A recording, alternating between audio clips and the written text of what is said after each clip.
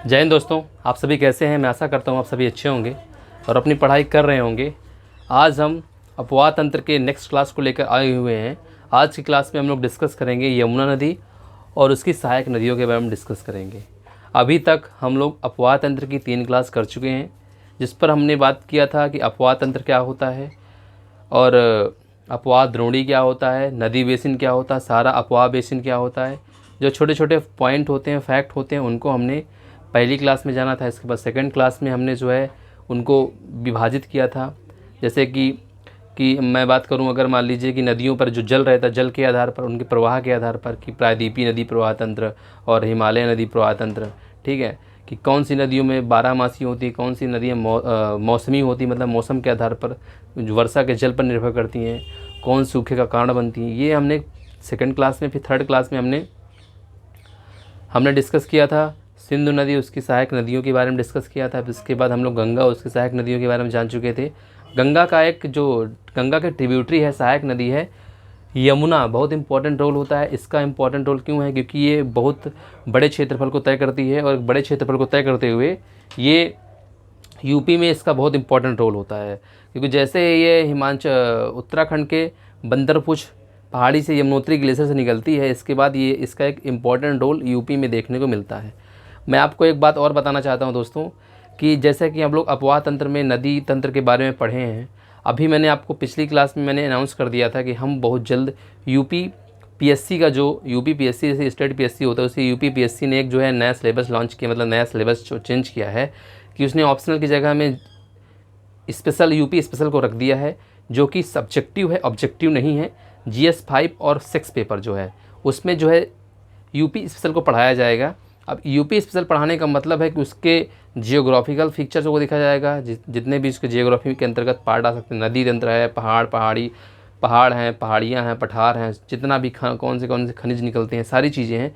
तो मैं आपको भरोसा पहले दिला चुका था कि मैं यहाँ पर आपको जो है उत्तर प्रदेश स्पेशल के जितने भी जियोग्राफी के फैक्ट हैं, कॉन्सेप्ट हैं, और कैसे आपको आंसर राइटिंग करनी है, सारी चीज़ें मैं जो है आपको यहाँ पर बताऊँगा, लेकिन उसकी अलग क्लास में लेके आऊँगा। उत्तर प्रदेश स्पेशल जियोग्राफी, ठीक है, भूगोल तो पूरे भूगोल को, लेकिन उत्तर प्रदेश के भूगोल की बात करेंगे।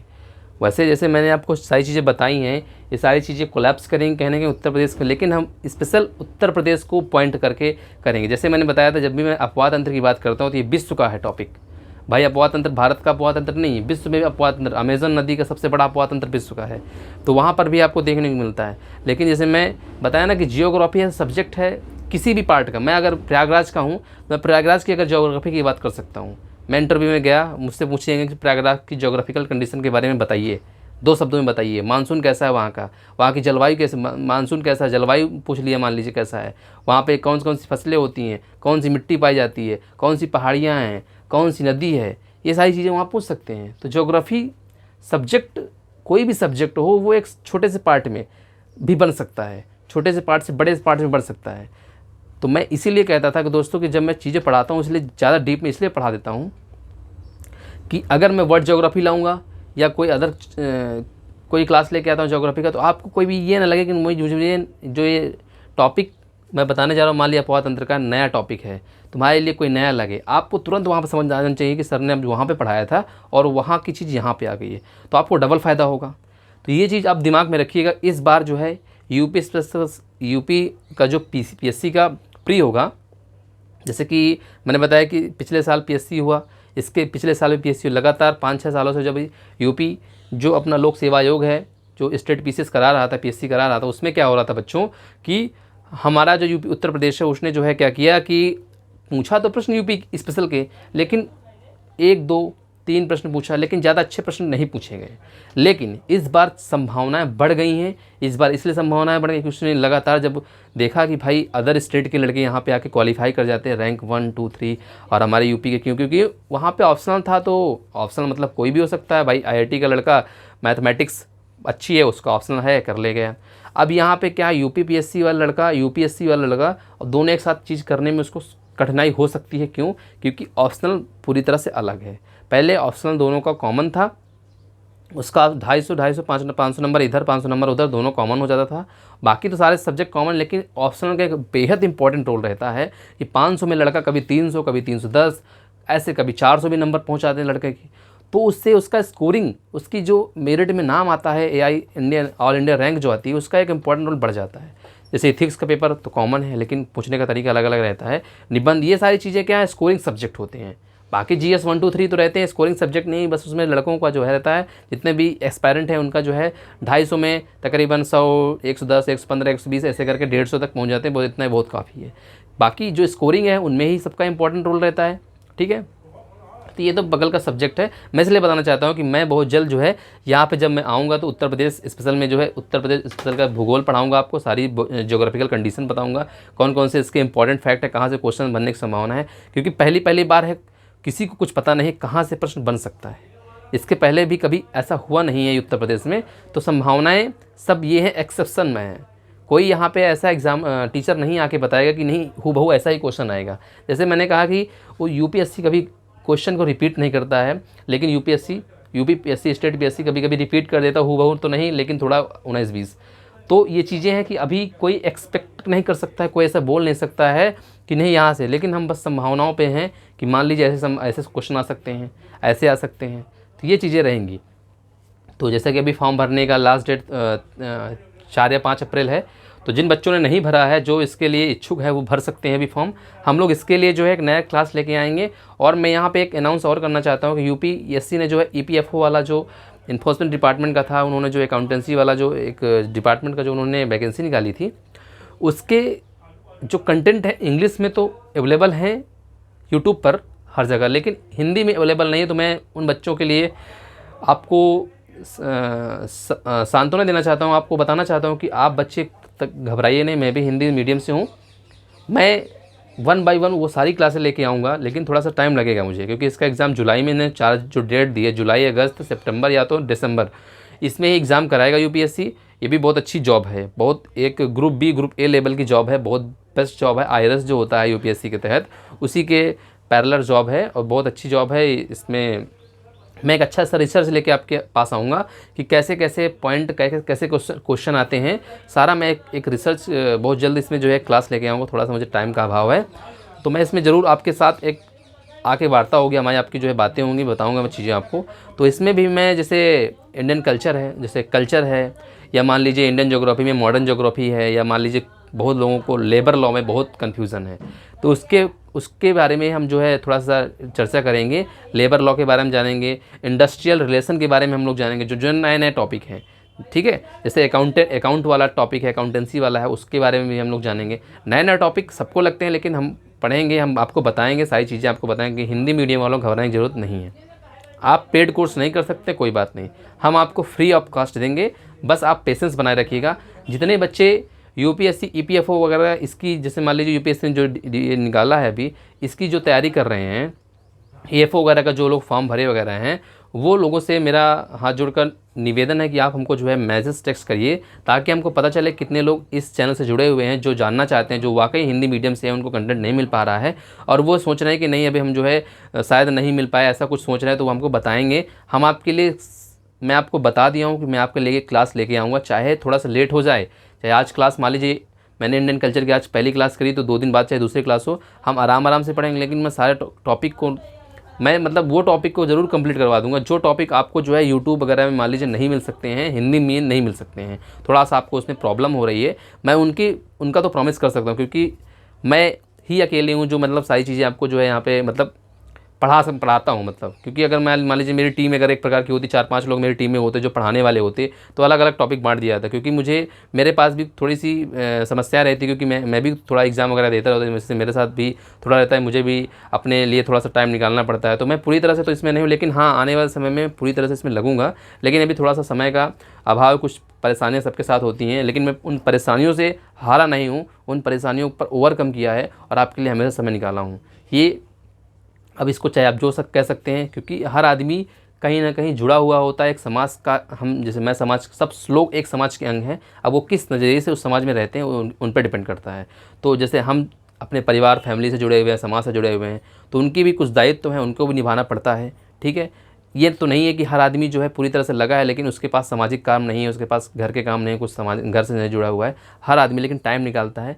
क्या होता है ना कि मिलजुल कर काम किया जाता है, लेकिन आने वाले समय में कुछ भी हो सकता है। लेकिन आप बस हमसे जुड़े रहिएगा, आप बस इतना करिएगा। अपना थोड़ा सा आपसे ये बस रिक्वेस्ट रहता है कि अगर बच्चों आपको चीज़ें कंटेंट अच्छा लगता है, ठीक है, भले मैं जो है स्टार्टिंग के 5 से 10 मिनट आपको लेके सारे लेक्चर दे देता हूँ। कुछ लोग डिमोटिवेट हो गए वहीं से लेक्चर को क्विट कर जाते हैं कि सर वो तो पूरा लेक्चर ही जो है बेफालतू में चला जाएगा, कुछ बताने वाले नहीं है, सारा ये जो है 5-10 मिनट में चले जाते हैं, कोई मतलब नहीं, आगे कंटेंट वही जो लिखा लिखाया रहता है वही। तो मैं दोस्तों आपको बता दूं, मैं इसलिए बताना चाहता हूं ताकि आपको चीज़ें पता चल जाए कि वाकई चीज़ें हैं क्या, क्या चल रहा है इस समय, ठीक है ना। कोई ऐसा नहीं आऊँगा पढ़ा के चला जाऊँगा, क्योंकि मैं यहाँ पे कोई किसी ने मुझको ख़रीदा तो है नहीं है कि मैं किसी के प्लेटफॉर्म में पढ़ा रहा हूँ कि मुझे 1 घंटा यहाँ पढ़ाना है, 1 घंटा दूसरे प्लेटफॉर्म में पढ़ाना है, दूसरे घंटे तीसरे प्लेटफॉर्म में पढ़ाना है, और इसके बाद खुद का प्लेटफॉर्म वहाँ पढ़ाना है। मतलब सारी नाम नहीं, किसी एकेडमी का नहीं लूँगा, किसी इंस्टीट्यूट का नाम नहीं लूँगा, तो ऐसा तो है नहीं। मेरा खुद का यही प्लेटफॉर्म है, छोटा सा प्लेटफॉर्म है। इसमें मेरे पास जो भी टाइम मिलता है मुझे लगता है कि आराम से बच्चों को सारी चीज़ें बताऊं जो अन्य प्लेटफॉर्म वाले देने के लिए एक अलग से वीडियो बनाते हैं, अलग से चीज़ें निकालते हैं, उनको पेड कोर्स लो, ये लो वो लो, तो वो चीज़ नहीं है मेरे पास। मेरे पास जो है एक प्रकार से ओपन है, फ्री माइंडसेट से, किसी प्रकार का कोई अवरोध नहीं है, किसी प्रकार का कोई दबाव नहीं है। इसलिए मैं सारी चीज़ें आपसे ये शेयर करता हूँ कि बच्चों आप मुझसे जुड़े हुए एक परिवार की तरह हो। तो मुझे लगता है कि बच्चों को वो सारी चीज़ें बतानी चाहिए जिससे बच्चे अनजान हैं, ठीक है, उनको ये चीज़ें जानना बहुत ज़रूरी है। इसीलिए मैं सारी चीज़ें थोड़ा सा बताता हूँ, थोड़ा सा मोटिवेशन थॉट देता हूँ, थोड़ा सा चीज़ों को डीप में बताता हूँ। अब बहुत जल्द हम लोग जो है कुकू FM करके, जो आपने सुना होगा, ऑडियो का एक बहुत अच्छा प्लेटफॉर्म है, बहुत बेस्ट प्लेटफॉर्म है, तो उससे मैं भी जुड़ गया हूँ। बहुत जल्द मेरा एपिसोड वहाँ पे लॉन्च हो जाएगा। हम लोग पहली जो हमारी बुक आएगी, जीत आपकी, एक बुक है, खेरा सर की है, उस बुक को हम बहुत जल्द लॉन्च करने वाले हैं। वहाँ पे हमारा जो आप आएगा, क्या कहते हैं, FM कुकू FM में, तो वो चीज़ हम बहुत जल्दी लॉन्च करेंगे, तो आपको बताएंगे। आप ज़रूर उससे जुड़िए, जाके हमारे ऑडियो को देखिए जाके, बहुत अच्छा कंटेंट मिलता है वहाँ पे आपको। जो है ये चीज़ें हैं कि आप जो है पढ़ने के साथ साथ अगर कभी कुछ काम कर रहे हैं, अब उसको लगा के ऑडियो, जैसे हम लोग गाना नहीं सुनते हैं वैसे आप लगा के सुन रहे हैं, तो चीज़ें बहुत परिवर्तित होंगी जीवन में। कहते हैं पढ़ते रहना चाहिए, सीखते रहना चाहिए, ज़रूरी नहीं कि हमेशा जो है हम लोग को टाइम नहीं मिलता, टाइम निकालने से निकलता है। तो चलिए दोस्तों, बातें बहुत हो चुकी हैं, क्योंकि बातों में टाइम निकल जाए तो ऐसा तो होना नहीं चाहिए, क्योंकि पहले हम लोग कंटेंट पे बात कर लेते हैं। जो तो आते हैं हम लोग आज की क्लास को पहले स्टार्ट करते हैं, फिर बीच बीच में थोड़ी थोड़ी बातें होती रहेंगी। और मैं आपसे एक बात बताना चाहता हूँ, क्योंकि मैं आपको रिकॉर्डेड क्लास दे रहा हूँ, तो थोड़ा सा लगता है कि इधर उधर की बात, मतलब थोड़ा सा आपसे अब आमने सामने तो रहता है, थोड़ा सा चीज़ें रहती हैं, बच्चे क्वेश्चन पूछते हैं क्रॉस, तो बताना पड़ता है। तो वैसे ही कभी ना कभी, आज नहीं तो कुछ दिनों बाद, हम लोग ज़रूर लाइव क्लास में आएंगे। वहाँ पर हमारी ऐसी बातें होंगी कि जो है आप हमसे क्वेश्चन पूछेंगे, हम आपके क्वेश्चन को जवाब देंगे, लेकिन वही क्वेश्चन का जवाब मिलेगा जो सही क्वेश्चन होंगे, बेफालतू क्वेश्चन नहीं। तो चलिए क्लास को हम लोग स्टार्ट करते हैं। तो मैं आपको बता रहा था कि यमुना और उसकी सहायक नदियों के बारे में आज को हम जानेंगे, ठीक है। मेन टॉपिक तो हमारा गंगा था, इसके बाद ब्रह्मपुत्र था, इसके बाद सिंधु नदी था। सिंधु हो गया, गंगा हो गया, लेकिन उसकी सहायक नदी जो यमुना है, इसका इंपॉर्टेंट रोल है। यूपी में भी रोल है, क्योंकि यूपी में सबसे ज़्यादा क्षेत्रफल ये तय करती है। तो ये आपको दिमाग में रखना है कि यूपी में सबसे बड़ा क्षेत्रफल जो है ये तय करती है, इसलिए इसका इंपॉर्टेंट रोल है। तो मैं सबसे पहले आपको पढ़ाने से पहले मैं आपको एक बताऊंगा, पंचप्रयाग का नाम आता है। पंचप्रयाग आपने नाम सुना होगा, पंचप्रयाग नहीं सुना तो जान लीजिए पंचप्रयाग क्या है आखिर। पंचप्रयाग भाई, प्रयागराज संगम तो आप जानते होंगे, देवप्रयाग का नाम सुने होंगे, पंचप्रयाग क्या है आखिर, ये पंचप्रयाग आखिर है क्या। चीज़ें थोड़ा सा जो नए होंगे तो उनको सुनने में लगता होगा पंचप्रयाग है क्या।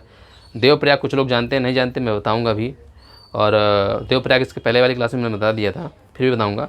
और प्रयागराज का नाम तो सब लोग जानते हैं, अगर नहीं जानते तो जान लीजिए, जहाँ पर यमुना और गंगा दो नदियों का संगम होता है, यहीं से यमुना नदी का जो अपना एक नाम है, अस्तित्व समाप्त हो जाता है, यहीं से गंगा नदी आगे की ओर बढ़ती है, और यहाँ तक कि गंगा नदी का संगम रहे, यहाँ तक गंगा नदी रहती है। लेकिन इसका बहुत इंपॉर्टेंट रोल भी है हमारे क्षेत्र की अर्थव्यवस्था में, हमारे देश की अर्थव्यवस्था में, हमारे एग्रीकल्चर में इसका बहुत इंपॉर्टेंट रोल है गंगा यमुना नदी का, ठीक है, याद रखिएगा। तो मैं आपको बताना चाहता था, पंचप्रयाग का नाम आता है तो आपके अंदर, मतलब यहाँ पे हम लोग 5 प्रयागों के नाम, 5 प्रयाग वैसा स्थान कहलाता है जहाँ पे 2 नदियाँ या 3 नदियाँ मिलती हैं, ठीक है ना। एक नदी में, एक मुख्य नदी पर नदियाँ मिलती हैं, इसलिए नाम दे दिया जाता है बच्चों, क्योंकि वो एक स्थान, एक प्रकार का बहुत फेमस स्थान बन जाता है। नाम देने को प्रयाग क्या होता है, देव प्रयाग जब बोलते हैं, भगवान, देव माने भगवान होते हैं, भगवानों को हम देव बोलते हैं, देवता बोलते हैं। प्रयाग माने उनका संगम हो गया वहाँ पे, ठीक है ना। तो वो चीज़ें हैं। तो हम बात करते हैं देवप्रयाग पंचप्रयाग क्या है, क्योंकि प्रश्न चाहे जहाँ से बने लेकिन ज्ञान बहुत ज़रूरी होता है बच्चों। कभी आप टूरिस्ट में गए, उत्तराखंड की पहाड़ियों में गए, आप वहाँ पे यमुनोत्री गंगोत्री का नाम सुनते हैं कि हम लोग 4 धाम जाएंगे, यमुनोत्री गंगोत्री केदारनाथ बद्रीनाथ।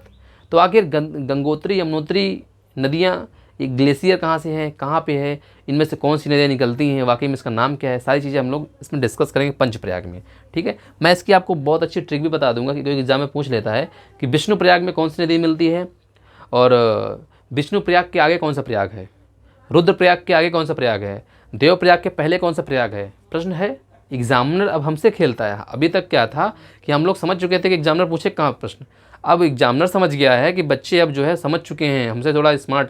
एग्जामिनर भी हम और आपके बीच का ही एग्जामिनर रहता है जो एग्जाम में प्रश्न बनाता है, ठीक है।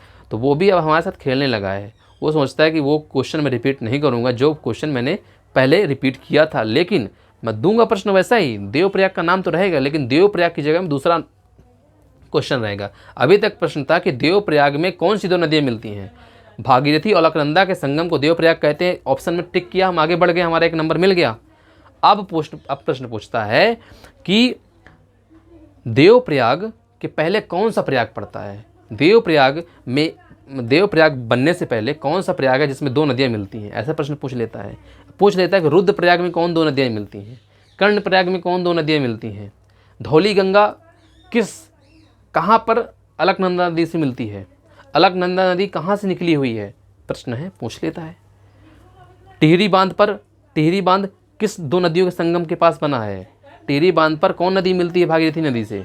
तो ऐसे प्रश्न पूछता है एग्जामिनर, और बच्चे इसमें कंफ्यूज हो जाते हैं क्योंकि वो तो बस देवप्रयाग शब्द पढ़ के जाते हैं, क्योंकि हाईलाइटेड प्रश्न है ये, ठीक है, याद रखिएगा। तो मैं बात करूँगा सबसे पहले बद्रीनाथ का। बद्रीनाथ, केदारनाथ नाम सुने होंगे, केदारनाथ मूवी भी आई थी, बहुत बड़ी त्रासदी हुई थी उस समय 2015-16 के पास में, तो आपने उसका नाम सुना होगा, बहुत बड़ी आपदा थी। तो खैर उसको छोड़ो, तो हम लोग बात करते हैं कि बद्रीनाथ क्या है। बद्रीनाथ से क्या है, बद्रीनाथ पर संतोपत ग्लेशियर है। संतोपत क्या है बच्चों, हिमनद है, मतलब ग्लेशियर है जो संतोपत ताल, भाई ग्लेशियर का पानी जब नीचे आएगा तो एक ताल, कोई बड़ा सा गड्ढा है उसमें भर जाएगा, तो उसे संतोपत ताल दे दिया गया। क्या नाम दे दिया गया, संतोपत ताल। ग्लेशियर पहाड़ी पर है, हिमालय की पहाड़ियों पर है, संतोपत ग्लेशियर ऊपर है, संतोपत ग्लेशियर का पानी संतोपत जहाँ पर आया उसे संतोपत ताल कह दिया गया, संतोपत ताल कह दिया गया। वहीं बद्रीनाथ से अलकनंदा नदी निकलती है, ये अलकनंदा नदी है। क्या है, अलकनंदा नदी है, अलकनंदा। बहुत मनोरम दृश्य रहता है बच्चों, कभी आप जाएंगे तो आपको पता चलेगा। तो अलकनंदा नदी निकली, और जैसे अलकनंदा नदी आगे की ओर बढ़ती है तो इस पर सबसे पहले धौली गंगा नदी, नंदा देवी, उत्तराखंड की सबसे ऊंची चोटी क्या, नंदा देवी है, ठीक है। अगर पूरी तरह से अब देखा जाए कि भारत में सबसे ऊंची चोटी तो नंदा देवी का नाम आता है, नहीं तो वैसे केटू है, ठीक है, केटू जो कंचनजंगा है, कंचनजंगा है, ठीक है, इनका भी नाम आता है तो टिक कर देते हैं। अगर नहीं ऑप्शन में तो नंदा देवी का नाम आएगा, ठीक। कंचनजंगा सिक्किम में हो गए, केटू गाड़ी में नास्टिन क्या है, ये सिक्किम वहाँ पे है, लद्दाख में है। तो याद रखें, काराकोरम श्रेणी पे है। मैंने इसकी क्लास भी करवा रखी है, आप जाके हमारी क्लासों को देखिए, जाके 1st, 2nd, 3rd, 4th, तो वहाँ पे आपको सारी चीज़ें मिलेंगी। तो धौली गंगा जो नदी है ये आके जो है इस स्थान पर मिलती, जोशीमठ, उत्तराखंड का एक जिला है जोशीमठ, जिला के अंतर्गत आता है ये क्षेत्र। जोशीमठ में विष्णुप्रयाग, जहाँ पर धौली गंगा अलकनंदा नदी पर मिलती है पहली बार, पहला पॉइंट 1 लिखा है ना, उसे बोलते हैं विष्णुप्रयाग। उसे क्या बोलते हैं बच्चों, विष्णुप्रयाग। इसके बाद अलकनंदा नदी आगे की ओर आती है क्योंकि ये मुख्य नदी है। इसके बाद अलकनंदा नदी पर नंदाकिनी नदी मिल जाती है। कहाँ पर मिल जाती है, जहाँ पर मिलती है उसे नंदप्रयाग बोलते हैं। नंदाकिनी से नंदप्रयाग याद करिएगा। फिर आगे अलकनंदा नदी चल रही है बढ़िया से, मस्त है, उनको तो क्या, आइए आप, सारी नदियाँ मिलेंगी देखें। फिर इसके बाद एक पिंडार गंगा नदी आती है, सबका नाम गंगा से, पिंडार गंगा नदी, धौली गंगा नदी। तो धौली के बाद पिंडार गंगा नदी आती है जो मिलती है जाके यहाँ पर, उसे बोलते हैं कर्णप्रयाग। क्या बोलते हैं, कर्णप्रयाग, ठीक है, याद रखिएगा, कर्णप्रयाग बोलते हैं। इसके बाद फिर अलकनंदा नदी आगे चलती है, मुख्य नदी है, इसका अस्तित्व समाप्त नहीं होगा, ठीक है। फिर आगे आती, यहाँ पर इंद्रप्रयाग मिलता है। चौथा नंबर क्या है? इंद्रप्रयाग, जहाँ पर मंदाकिनी, जिसे काली नदी बोलते हैं, मंदाकिनी नदी मिलती है, ठीक है ना, मंदाकिनी नदी मिलती है इंद्रप्रयाग पर। चौथा नंबर, यहाँ पर वासुकी गंगा नदी, जो केदारनाथ के चाराबाड़ी हिमनत से है। चाराबाड़ी हिमनत है, चाराबाड़ी हिमनत का नाम आप सुने होंगे। कब आएगा आपको नाम सुनने में? केदारनाथ वाला हादसा जब भी आप देखें चाराबाड़ी का नाम आएगा। चाराबाड़ी ग्लेशियर ही सबसे बड़ी आपदा का उस समय कारण बना था। तो वहाँ से मंदाकिनी नदी निकलती है, काली नदी भी कहते हैं। यहाँ पर वासुकी नदी मिलती है, जहाँ पे सोनप्रयाग बोलते हैं, लेकिन इसका नाम नहीं आता पंचप्रयाग में, सोनप्रयाग का इन्हीं का नाम आता है, तो वासुकी गंगा नदी बोलते हैं। तो यहाँ पर इंद्रप्रयाग में मंदाकिनी काली नदी मिल गई। इसके बाद आगे देवप्रयाग, मुख्य यहाँ पे देवप्रयाग आया, ठीक है। यहाँ पर अलकनंदा नदी का अस्तित्व और गंगा जो भागीरथी नदी थी, गंगोत्री से निकली थी ये, इसका अस्तित्व, दोनों का अस्तित्व समाप्त हो जाता है और एक नई नदी बन के आती है, जिसे बोलते हैं गंगा नदी। क्या बोलते हैं बच्चे? गंगा नदी।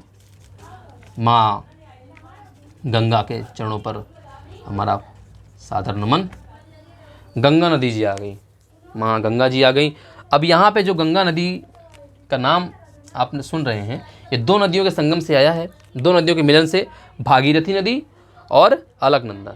बेसिकली क्या है कि गंगा नदी का पर्यायवाची भागीरथी है, तो मतलब ये है कि अलकनंदा नदी का अस्तित्व समाप्त हो गया, बस नाम बदला है। गंगा को भागीरथी भी यहाँ कह सकते हैं, लेकिन नाम बदल गया है। गंगा का नाम भागीरथी है, जानवी है, पद्मा है, कई सारे नामों से इसको बुलाते हैं गंगा नदी को। तो किसको बुलाते हैं? गंगा नदी को बुलाते हैं, याद रखिएगा। तो यहाँ पे जो है, कहाँ पे? देवप्रयाग में अलकनंदा नदी भागीरथी नदी से मिल जाती है और ये गंगा नदी बन जाती है, भागीरथी नदी। भागीरथी नदी गंगोत्री ग्लेशियर से निकलती है, भागीरथी नदी गंगोत्री ग्लेशियर से निकलती है और आगे बढ़ती हुई जब जाती है तो टिहरी बांध पड़ता है आगे। यहाँ पर भीलांगना या भील गंगा नदी मिलती है, यहाँ पर भीलांगना या भील गंगा नदी मिलती है टिहरी बांध के पास। भारत का सबसे ऊंचा बांध है, ठीक है ना, टिहरी बांध, मैं बता भी चुका हूँ आपको। तो यहाँ पर भीलांगना या भील गंगा नदी मिल जाती है, किससे? भागीरथी नदी से। फिर यहाँ पे देवप्रयाग से गंगा और जब अलकनंदा नदी मिल जाती हैं तो ये बन जाती गंगा नदी। जब भागीरथी और अलकनंदा नदी मिल जाती हैं तो ये गंगा नदी बन जाती है। गंगा नदी शिवालिक हिमालय की श्रेणियों को पार करके मैदानी क्षेत्र में प्रवेश करती है। गंगा नदी सबसे पहले मैदानी क्षेत्र में हरिद्वार में प्रवेश करती है। हरिद्वार, याद रखिएगा, हरिद्वार ऐसा क्षेत्र है जहाँ पर गंगा नदी पहली बार मैदानी क्षेत्र में प्रवेश करती है। लेकिन किस श्रेणी को अंतिम श्रेणी का नाम बताओ जिसको गंगा नदी क्रॉस करती है, जिसको गंगा नदी पार करती है, उसे कहते हैं शिवालिक श्रेणी, याद रखिए। अंतिम आंतरिक है, बाहरी श्रेणी पूछेगा तो ट्रांस काराकोरम आप बोल सकते हैं, लेकिन यहाँ पे शिवालिक श्रेणी, शिवालिक हिमालय का नाम क्यों आया? बृहद हिमालय बाहरी है, ये आंतरिक है, आंतरिक हिमालय श्रेणी है, याद रखिएगा। गंगा नदी जब प्रवेश करती है तो राजाजी नेशनल पार्क है। कई बार प्रश्न आया है कि राजाजी नेशनल पार्क कहाँ पर है, तो उत्तराखंड में है। तो राजाजी नेशनल पार्क को ये गंगा नदी क्रॉस करती है, ठीक है। नंदा देवी मैंने बताया, नंदा देवी नेशनल पार्क भी है, नंदा देवी चोटी भी है, यहीं पे फूलों की घाटी है, उत्तराखंड में फूलों की घाटी है, याद रखिएगा। राजाजी नेशनल पार्क को गंगा नदी क्रॉस करके मैदानी क्षेत्र हरिद्वार से प्रवेश करते हुए उत्तर प्रदेश होते हुए सीधा बिहार होते हुए पश्चिम बंगाल होते हुए सीधा ये कहाँ पे गिर जाती जाके? ये गिर जाती जाके बांग्लादेश में। तो इस बात को आपको दिमाग में रखना है। तो यहाँ तक चीज़ें आपको समझ में आ गई होंगी, मैं आशा करता हूँ आपको चीज़ें समझ में आ गई होंगी। मैं एक ट्रिक बनाया, एक ट्रिक है बच्चों, यहाँ पे काफ़ी हाईलाइटेड रही है, उस ट्रिक के माध्यम से आप आसानी से चीज़ों को समझ जाएंगे। ट्रिक क्या है? बस ना करो देव। देव भगवान विष्णु कह सकते हैं, कोई देवता हैं। अब देवता को गुस्सा आ जाता है, शंकर भगवान को थोड़ी थोड़ी बात में गुस्सा भी आता है, बहुत जल्दी प्यार भी आ जाता है। तो शंकर भगवान को लेते हैं तो बस, तो क्या हुआ कि हम लोगों ने थोड़ा सा यहाँ पे उपद्रव कर दिया चाराबाड़ी में। तो थोड़ा सा ये मानिए कि अब भगवान गुस्सा आ रहा है, तो हमने कहा सब जब एक ने 10 ने उपद्रव किया, 20 ने कहा, भगवान से प्रार्थना किया, बस न करो देव, अब कुछ आपको नहीं करना है, बस न करो देव।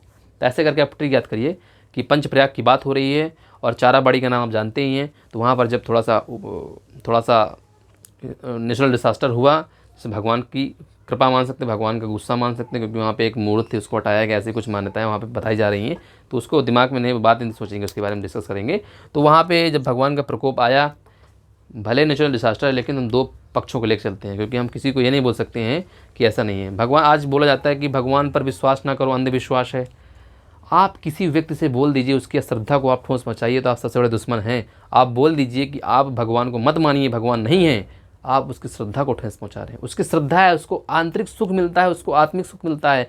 जब वो जाता है भगवान के चरणों में तो उसको शांति मिलती है, इसलिए वो भगवान के पास जाता है। किसी ने भगवान को नहीं देखा, बस एक भगवान अपने आप में मानता है कि हम इस भगवान को मानेंगे तो हमको कल्याण होगा। मैं तो बोलता हूँ हाँ भगवान, मैं 10 किलो लड्डू चढ़ाऊँगा, मैं IAS बन जाऊँ, तो ऐसा नहीं होता है। बोलने से थोड़ी बन जाता है कोई, बोलने से कुछ नहीं होता है। बस भगवान जब होता नहीं कि जब आप 2-3, जैसे मान ली 2 प्री मेंस निकला, इंटरव्यू में जा रहे हैं, हमने अपना बेस्ट दिया, हमने तैयारी करी है, हमने जो है अच्छी अच्छी चीज़ें पढ़ी है, हमने अच्छे अच्छे जगह पे हमने जो इंटरव्यू दिया, सारी चीज़ें हमने बड़ा अच्छे से तैयार किया है। बस एक आत्मिक सुख मिल जाता है आदमी को बस ये तब एक प्रकार का विश्वास है भगवान पे कि भगवान से अगर मानेंगे, कर्म कर रहे हैं लेकिन भगवान से एक बार मांग लेते हैं, ठीक है। तो एक बार क्या हुआ, अभी जो है एक बच्चे का सिलेक्शन हुआ रेलवे पे, तो उस बच्चे का सिलेक्शन तो हो गया, सारा कुछ हो गया, लेकिन लास्ट में उसका जो है मेडिकल अनफिट हुआ।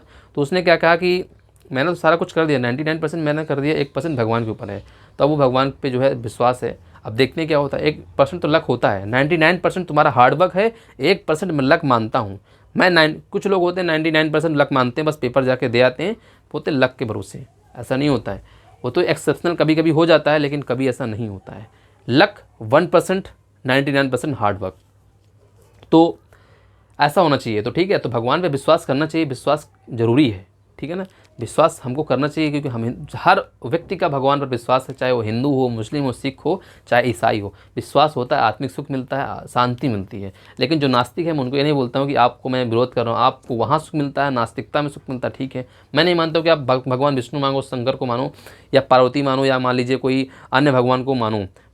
आपको जिस भगवान को मानने में सुख मिलता है, आपको आत्मिक सुख मिलता है। मान लीजिए मैंने गौतम बुद्ध भी भगवान थे, जैन धर्म में जो महावीर स्वामी थी वो भी भगवान, उनके भी रास्तों में कोई लोग चल रहे हैं। कुछ लोग जो है गुरु नानक जी को मानते हैं। तो सब क्या है, वो यहीं पे महापुरुष पृथ्वी पर जन्म हुआ, उनके कर्मों ने उनको महापुरुष बनाया, उनके कर्मों ने उनको जो है भगवान बनाया।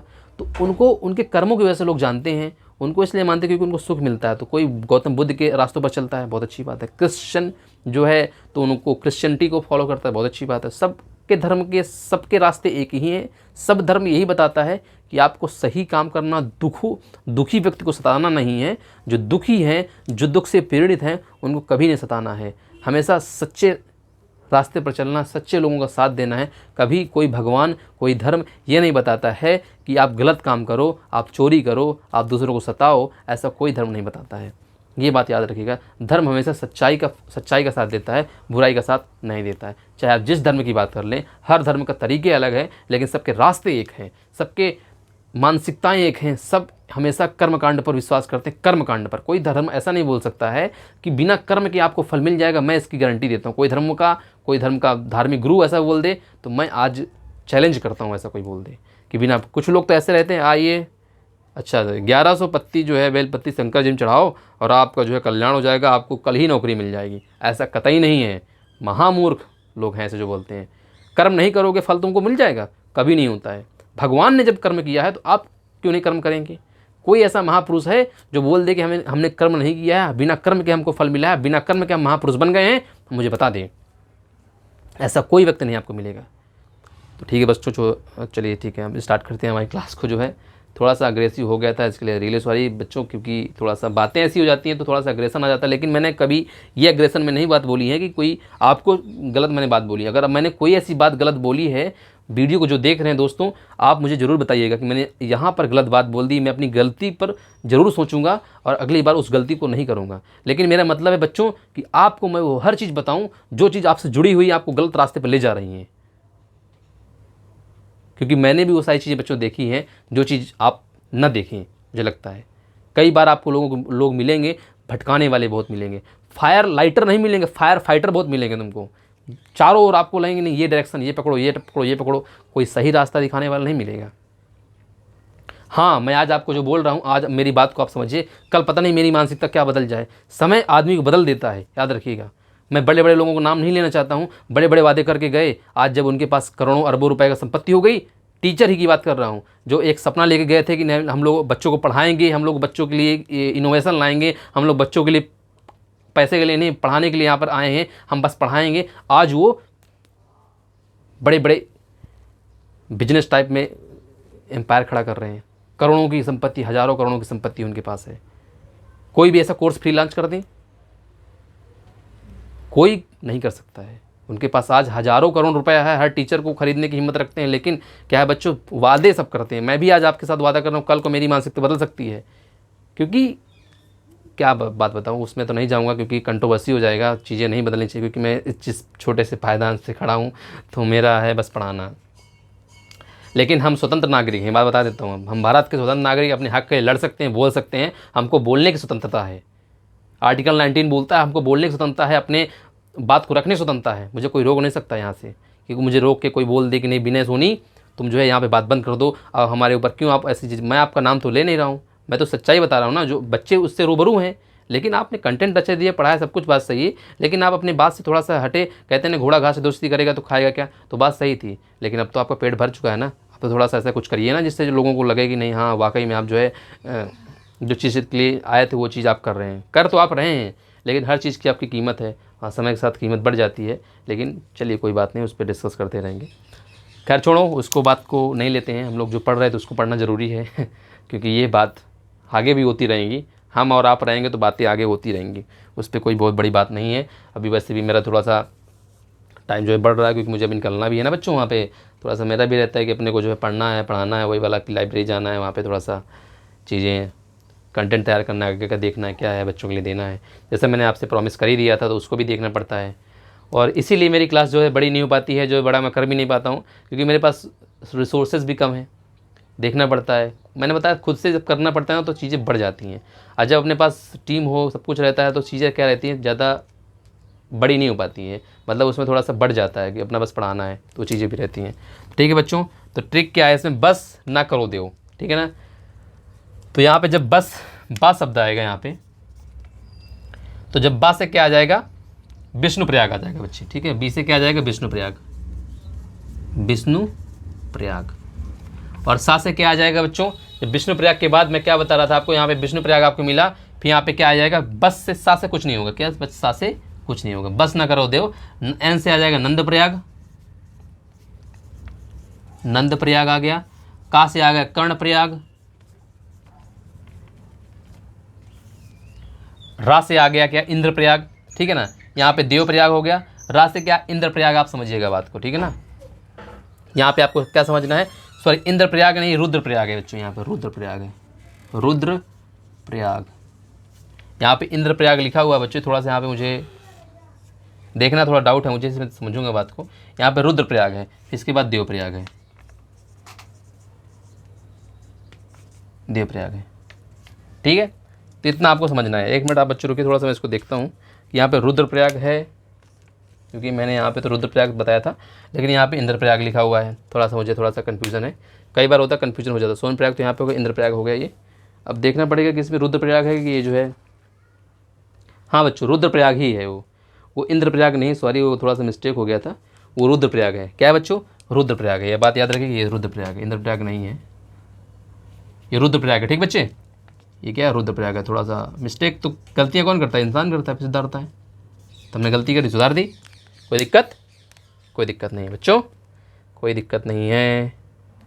थोड़ा आसान था, सुधार दिया हमने। ये रुद्रप्रयाग ही है। ठीक है, तो बस ना करो देव, बस ना करो देव, विष्णुप्रयाग, नंदप्रयाग, कर्णप्रयाग, रुद्रप्रयाग, देवप्रयाग। ठीक है, यहाँ तक चीज़ें आपको समझ में आ गई होंगी। यहाँ तक आपको कॉन्सेप्ट पूरी तरह से क्लियर हो गया होगा। अब आपसे कोई पंचप्रयाग पूछेगा तो आप कभी नहीं भूलेंगे। बस न करो देव विष्णुप्रयाग, बस न करो देव विष्णुप्रयाग, नंदप्रयाग, कर्णप्रयाग, रुद्रप्रयाग, देवप्रयाग। 5 याद रखिएगा। ठीक है, फिर से बताता हूँ मैं, विष्णुप्रयाग, नंदप्रयाग, कर्णप्रयाग, रुद्रप्रयाग, देवप्रयाग। कन्फ्यूजन नहीं होना, बस न करो देव याद रखना, आप कभी भूलेंगे नहीं। आप उसका सीक्वेंस याद रखेंगे, आँख यहाँ पे रखेंगे, विष्णुप्रयाग स्टार्ट करेंगे, नंदप्रयाग, कर्णप्रयाग, विष्णुप्रयाग, नंदप्रयाग, कर्णप्रयाग, और इसके बाद फिर आप कहाँ पे आ जाएंगे, रुद्रप्रयाग, फिर देवप्रयाग। याद रखिएगा, ऐसे ट्रिक। एक बार मन को शांति करिए, आंखें बंद करिए और एक लंबी सांस लेके बस ये स्टार्ट कर दीजिए। ऐसे विष्णुप्रयाग, नंदप्रयाग, कर्णप्रयाग, रुद्रप्रयाग, देवप्रयाग। Clear picture. फिर अगली बार नोट्स बनाएंगे, देख लीजिए, ख़त्म, कभी नहीं भूलेंगे आप, 100% श्योर।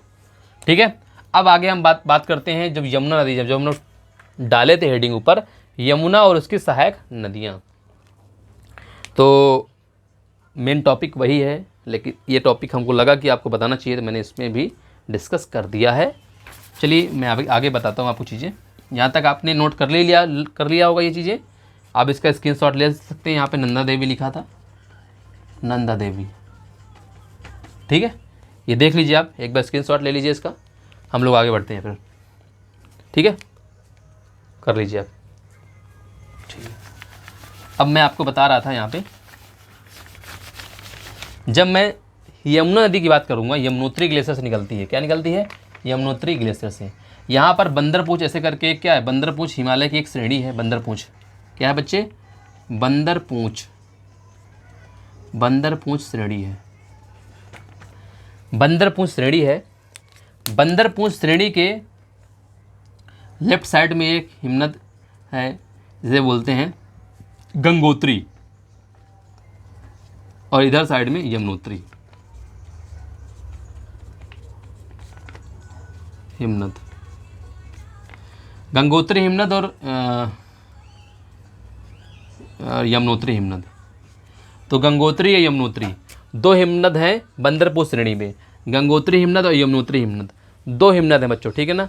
अब इन दो हिमनदों में जो है बंदरपूछ का नाम आता है कब? जब यमुनोत्री हिमनद की बात करते हैं। गंगोत्री में तो नहीं, यमुनोत्री हिमनद में इसका नाम आ जाता है।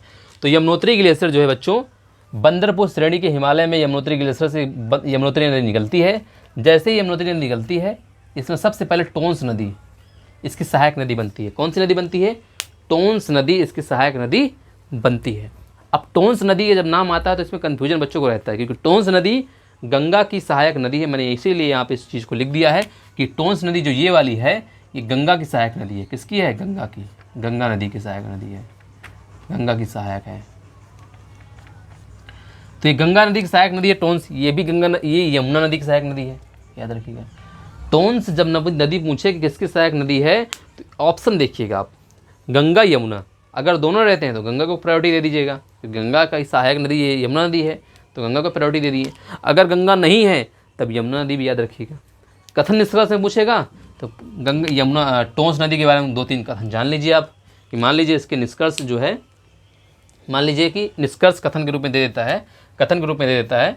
तो टोंस नदी तमसा कुंड प्रयाग से निकलती है, जो कैमूर की पहाड़ी, बच्चों याद रखिएगा, कैमूर की पहाड़ी, ठीक है, इस बात को दिमाग में रखना है, कैमूर की पहाड़ी।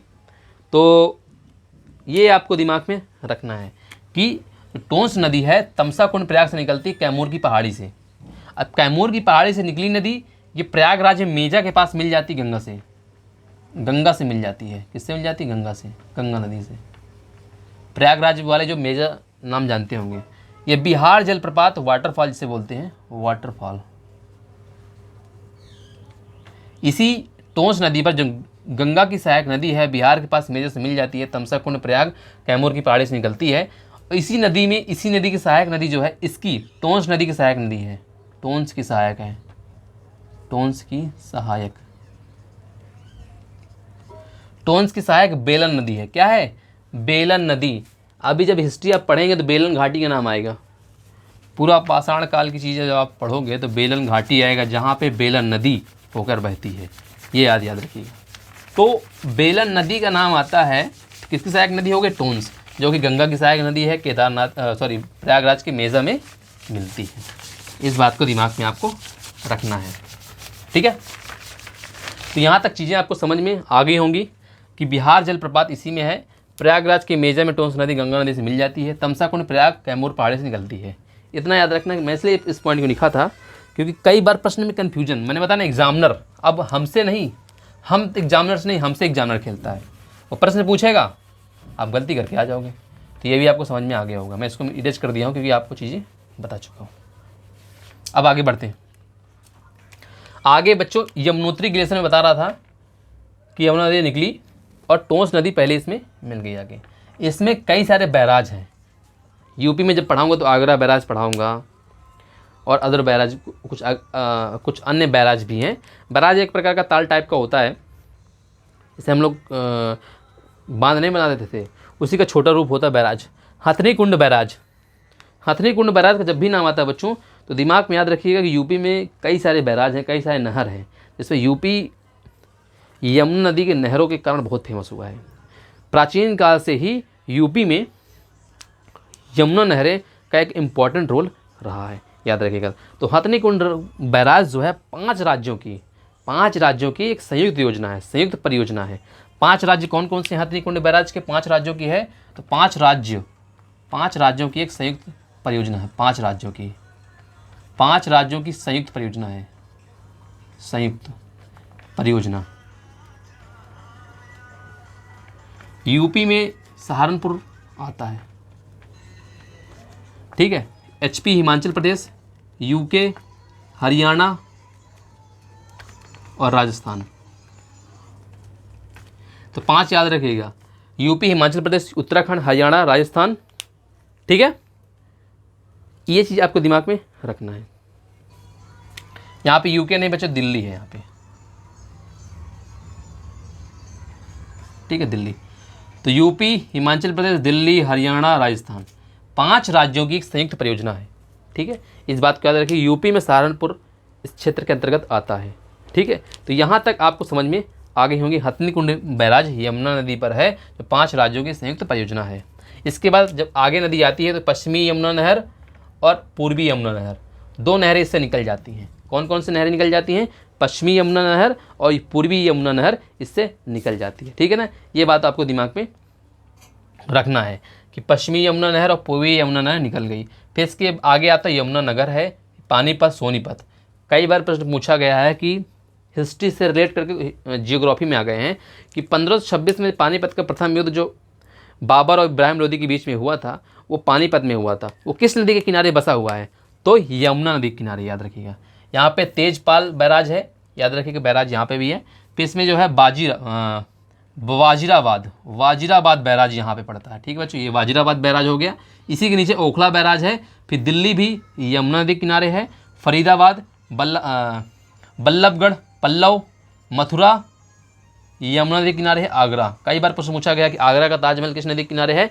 तो यमुना नदी किनारे है। इटावा भी यमुना नदी किनारे है। यहाँ पे हमीरपुर है, यहीं पे जो है ये यहाँ पे नहीं लिखा गया बांदा, क्या है बांदा,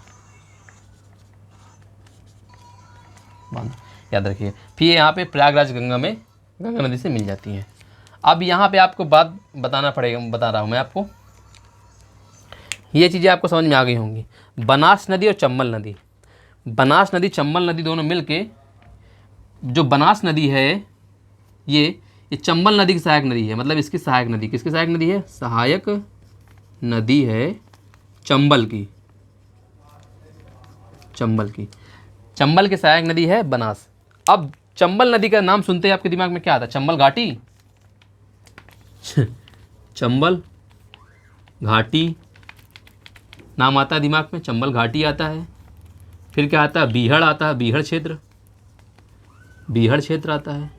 चंबल सिंह तोमर सिंह, पान सिंह तोमर नाम आता है ना चंबल नदी।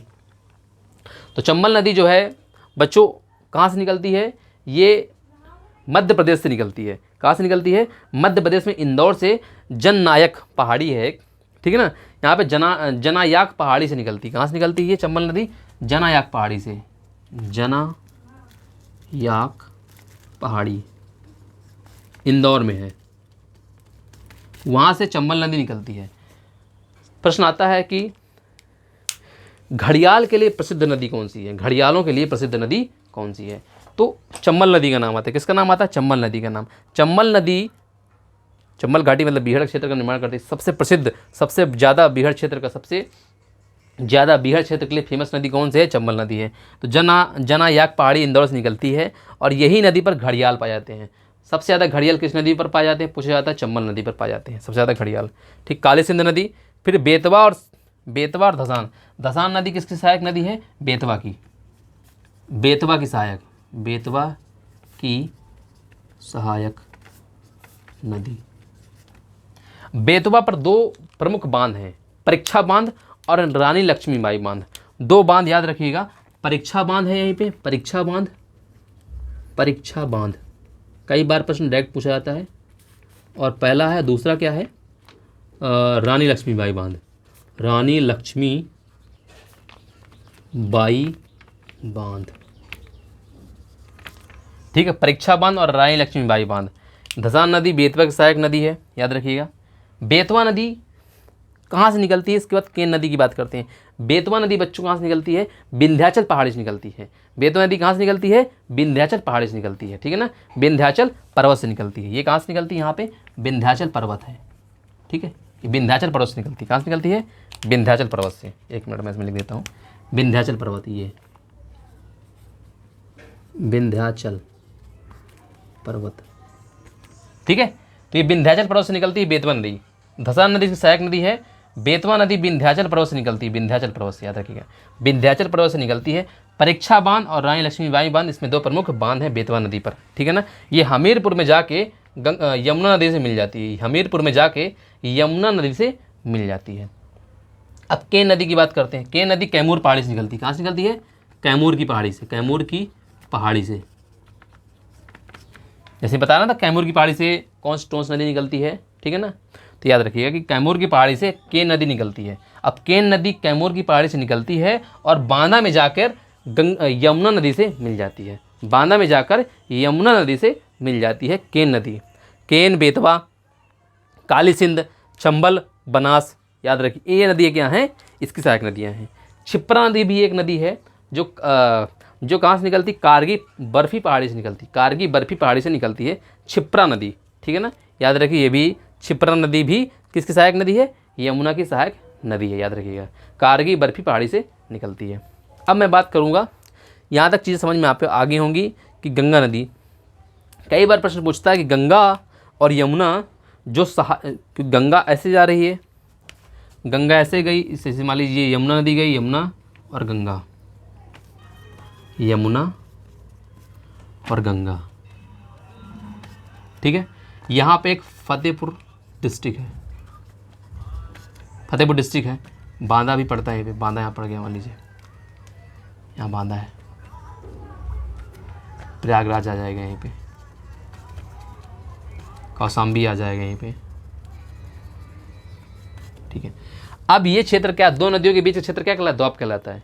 तो ये द्वाब क्षेत्र है, बहुत उपजाऊ क्षेत्र है। जब भी हमारे यहाँ के अखबार न्यूज़पेपर आते हैं तो द्वाब क्षेत्र में 4 लोगों ने किसी घर में चोरी कर ली, द्वाब क्षेत्र क्या बोलते हैं, द्वाब क्षेत्र बोलते हैं। तो ये द्वाब क्षेत्र कहलाता है, क्या कहलाता है, द्वाब क्षेत्र। क्यों कहते हैं, क्योंकि दो नदियों के बीच का क्षेत्र द्वाब कहलाता है। इधर यमुना नदी, इधर गंगा नदी, दो नदियों के बीच का क्षेत्र क्या कहलाता है, द्वाब। गंगा और यमुना नदी का क्षेत्र है ये, ठीक है ना। बहुत उपजाऊ क्षेत्र है, बहुत पैदावार होती है यहाँ पे। तो अब यहाँ पे बात होती है गंगा और यमुना नदी कितने क्षेत्रफल पर, कितनी दूरी तक समानांतर चलती हैं। तो ये आपको दिमाग में रखना, कई बार प्रश्न पूछा गया है कि गंगा और यमुना नदी कितने क्षेत्रफल पर समानांतर चलती है, एक दूसरे के समानांतर चलती हैं। इस बात को दिमाग में रखना है। तो 468 किलोमीटर क्षेत्र पर कितना क्षेत्रफल रहता है, 468 किलोमीटर तक ये एक दूसरे के समानांतर चलती है। क्या चलती है, समानांतर क्षेत्रफल तय करती हैं। तो याद रखिएगा, समानांतर क्षेत्रफल कितना तय करती हैं, 468 किलोमीटर। अब हिमालय क्षेत्र में गंगा नदी, यमुना नदी कितना क्षेत्रफल तय करती है, 172 किलोमीटर। समांतर दूरी होगा 172 किलोमीटर हिमालय क्षेत्र में, ठीक है। तो याद रखिएगा कि हिमालय क्षेत्र में 172 किलोमीटर तक की दूरी तय करती है। जैसे ऊपरी क्षेत्र में आई, फिर इसके बाद मध्य क्षेत्र है, फिर इसके बाद निचला क्षेत्र है। तो ऊपरी क्षेत्र में जैसे आती है 242 किलोमीटर क्षेत्र रहता है किसका, जब ऊपरी क्षेत्र में आती है, जैसे ही हिमाचल प्रदेश के नीचे आती है, मतलब ऊपरी क्षेत्र, ऊपरी गंगा का क्षेत्र कहलाता है। तो ऊपरी क्षेत्र में, ये ऊपरी क्षेत्र में रहती है 242 किलोमीटर तक, ऊपरी क्षेत्र में 242 किलोमीटर का क्षेत्र तय करती है। और जैसे ही दिल्ली क्षेत्र में आती है, दिल्ली में भी ये बहती है ना नदी, तो दिल्ली क्षेत्र में 22 किलोमीटर तक का क्षेत्र तय करती है। दिल्ली में 22 किलोमीटर की दूरी, यहाँ पे ऊपरी क्षेत्र में 242, हिमालय में 172 किलोमीटर तक की दूरी, और दिल्ली में 122 किलोमीटर तक की दूरी तय करती है। और यूपी में, मतलब कहाँ पे, यमुना और गंगा नदी समानांतर दूरी तय करती हैं, 468 किलोमीटर तक की दूरी गंगा और यमुना समानांतर या संयुक्त नदी क्षेत्र, मतलब दोनों का नदी क्षेत्र, समानांतर दूरी या संयुक्त नदी क्षेत्र कहलाता है, संयुक्त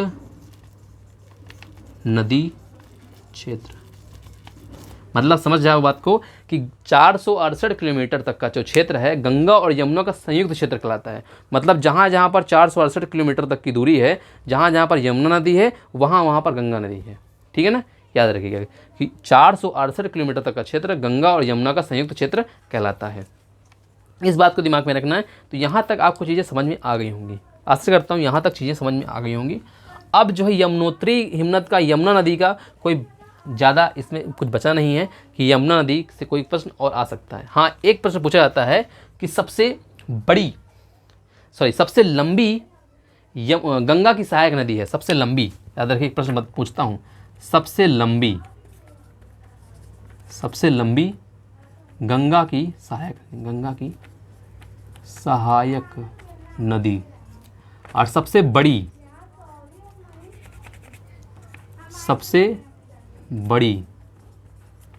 गंगा की सहायक नदी।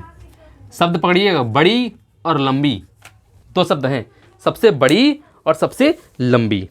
अब यहाँ बताइएगा सबसे बड़ी और सबसे लंबी।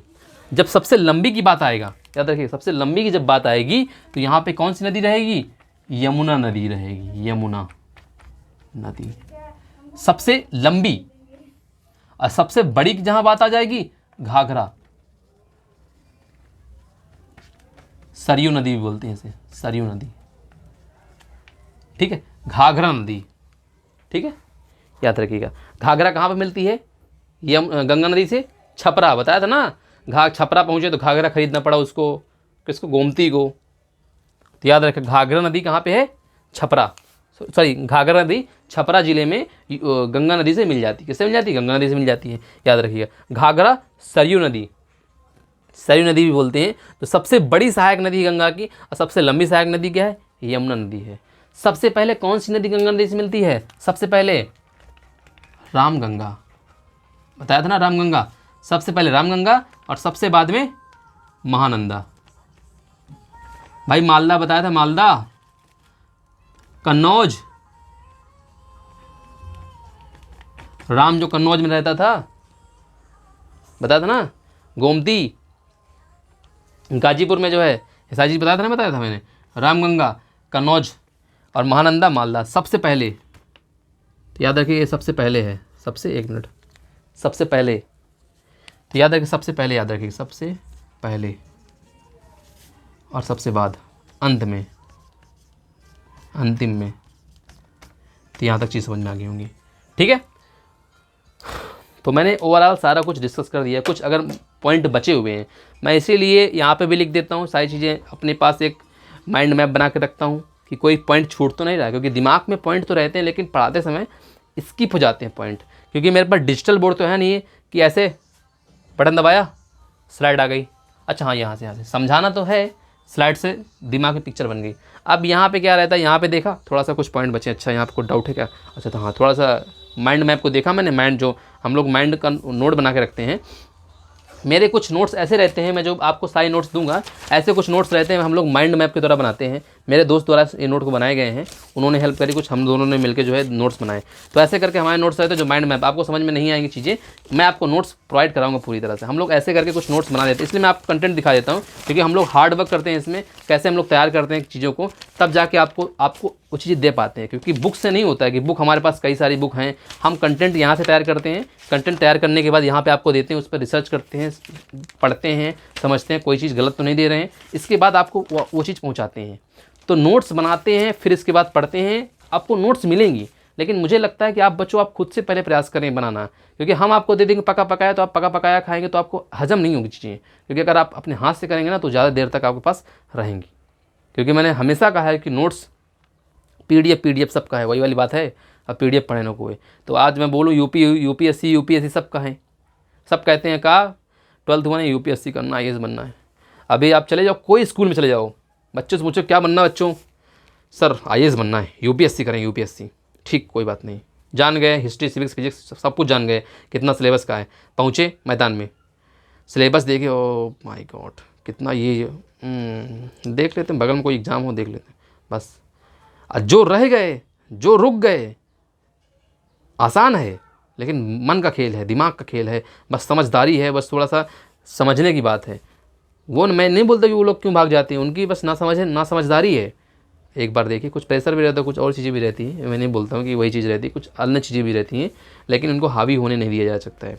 तो वो चीज़ है, तो चीज़ें समझना पड़ता है, फिर करना पड़ता है। तो मैं आशा करता हूँ कि आपको चीज़ें समझ में आ गई होंगी, आप सही चीज़ें, सारी चीज़ें समझ चुके होंगे। अगर आपको कोई डाउट है, हमारी क्लास से कोई क्वेरी आती है, कोई चीज़ है आपको, तो आप हमें बता सकते हैं। आपको हम सारी चीज़ें जो है 1 बाय 1 ऐसे देते रहेंगे। हमारी क्लास ऐसे ही आती रहेंगी, बस अपना प्यार बनाए रखिएगा। बच्चों, आपको अगर वीडियो अच्छा लगता है, मैं आपको बार बार बोलता हूँ, अच्छा लगता है तो आप अपने दोस्तों को ज़रूर बताइएगा, वीडियो को देखिएगा। भले हमारे पास चीज़ें अवेलेबल नहीं, क्योंकि आजकल मैंने हमेशा बताया डिजिटल बोर्ड सभी लोग बोलते रहते हैं, तो हम कोई उसको तो बोल नहीं सकते हैं। तो मैं ऐसा करता हूँ, आपको वीडियो मेरा जो पढ़ाने का तरीका समझ में आ रहा होगा, अगर तरीका नहीं समझ में आ रहा तो उसमें और बदलाव लाने का प्रयास करूँगा, क्योंकि मैं समझ लूँ, मुझे लगता है कि मैं अपना पढ़ाया समझ जाता हूँ, ये इंपॉर्टेंट नहीं है। मैं जो पढ़ाता हूँ वो दूसरा समझ जाए, वो बहुत इंपॉर्टेंट है, ठीक है ना। क्योंकि टीचर वो सबसे अच्छा होता है जो न पढ़ता हुआ वो लड़का हो, जो न पढ़ना चाहता उसे भी पढ़ा दे, वही बेस्ट टीचर होता है। क्योंकि जो पढ़ लेता है तो भाई उसको तो ज़रूरत ही नहीं है, वो तो पढ़ ही लेगा। लेकिन जो नहीं पढ़ पा रहा, जो पढ़ाई से डर रहा है, अगर उसको भी पढ़ाना अगर आप सिखा देते हैं, तो वही क्या रहता है, सबसे बेस्ट टीचर रहता है, वही सबसे सही तरीके से पढ़ाने वाला एक टीचर माना जा सकता है। तो ये भी रहती है। तो मैं आज की क्लास को स्टार्ट तो कर रहा था अच्छी तरीके से, अब ख़त्म भी करना है, तो मान लीजिए जब ख़त्म होने की तरफ है, बस ख़त्म करने जा रहा था। तो मैंने सोचा चलो एक मोटिवेशन थॉट आपको बता देता हूँ कि कई बार होता है कि मैं हमेशा क्लास के लास्ट में या स्टार्टिंग में कुछ ना कुछ ऐसा बोल देता हूँ जिससे बच्चों को लगता है कि नहीं, हमें जो है चीज़ें करनी है, जो अच्छी तरीके से समझना है। तो क्या होता है कि जो कभी संघर्ष से परिचित नहीं होता, जो कभी संघर्ष से परिचित नहीं होता, इतिहास गवाह है वो कभी चर्चित नहीं होता है। दोस्तों याद रखिएगा, जो कभी संघर्ष से, स्ट्रगल जिसे कहते हैं, जो कभी संघर्ष से परिचित नहीं होता है, इतिहास गवाह है, इतिहास गवाह है वो कभी चर्चित नहीं होता है। तो संघर्ष बहुत ज़रूरी है दोस्तों। जब तक आप संघर्ष नहीं करेंगे, आप चर्चित नहीं हो सकते, इतिहास आपको याद नहीं रखेगा। अगर आप इतिहास के पन्नों में अपना नाम दर्ज कराना चाहते हैं, तो संघर्ष करना स्टार्ट कर दीजिए, स्ट्रगल करना प्रारंभ कर दीजिए, हार्ड वर्क करना प्रारंभ कर दीजिए। ठीक है दोस्तों, तब तक के लिए बाय बाय, टेक केयर, फिर मिलते हैं अगली वीडियो में। जय हिंद।